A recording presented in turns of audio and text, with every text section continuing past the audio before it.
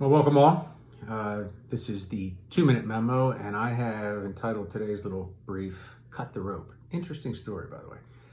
Back in 1853, at the World's Fair in New York City, there was a man named Elisha Otis. Now, you may have heard of Otis before, pulled off a remarkable stunt.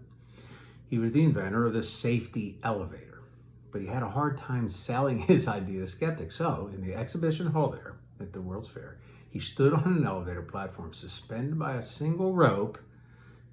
Then he had an axeman cut the rope. It's fascinating. The elevator fell and just a few feet.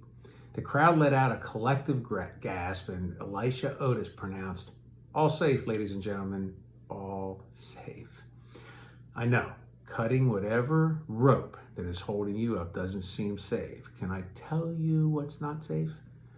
Playing it safe. In fact, the greatest risk is taking no risks. If you want to imagine unborn tomorrows, you've got to cut the rope.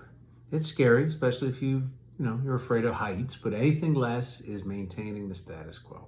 While cutting ropes, you'll experience a few falls, a few fails, that's for certain, but cutting the rope is the way we cut the ribbon on dreams God has given us. Here's a lesson I've learned the hard way. Whatever you don't do today, you're less likely to do tomorrow.